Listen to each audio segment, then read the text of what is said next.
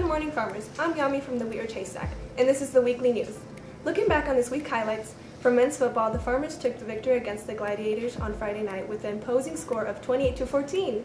Considering this was the first home game, we can only anticipate how the Farmers will perform in the future. Through brutal tackles and dedication, we can only congratulate the Farmers for their first win of the season.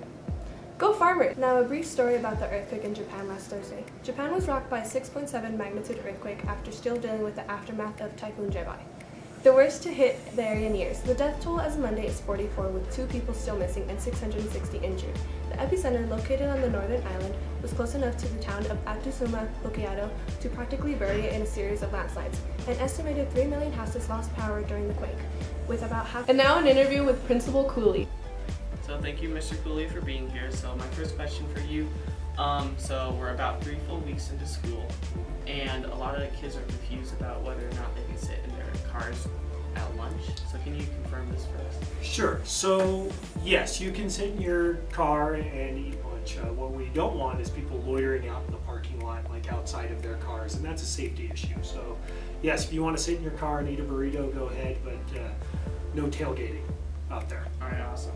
So with the winter coming up, how does the school plan on accommodating more students being in the lunchroom? You know, that's something we're going to have to take on a day-to-day basis and see what we need to do to adjust. So we might open up some more rooms just to let people in to accommodate everybody. But to be honest, I still think that unless there's a ton of snow out there, I think people are still going to want to go to Wendy's for lunch. Sure. All right. So so now with Farmer Time, the new schedule, we have to wake up 15 minutes earlier on block days, and we start 5 minutes earlier. So has this been addressed at any meetings? No, it really hasn't come up. You know, when we originally did this proposed schedule, we actually got student and parent input at the beginning, and now that we've implemented it, we haven't heard of any major complaints. Okay, cool. So next semester, will there be any new changes to the schedule? No, I promise. No schedules to the change. No changes to the schedule next semester. We're going to keep rolling with this one. Okay. Yeah. And now back to Viviana. The big news this week is about Nike and their new ad campaign. People have been outraged this week because of Nike's recent announcement that Colin Kaepernick will be part of their new ad marketing campaign. Kaepernick started taking a knee during the national anthem in order to protest racism and inequality in America back in 2016. Once the news was out that Kaepernick would be working with the brand, people from all over social media were burning and cutting the Nike logo out of their shoes. One person set his shoes on fire while wearing them and is now in the hospital with 3rd-degree burns. Nike's stock has dropped 3.2% the day after the campaign started. Nike has not responded to the backlash as of filming. And finally, a review on the movie The Nun.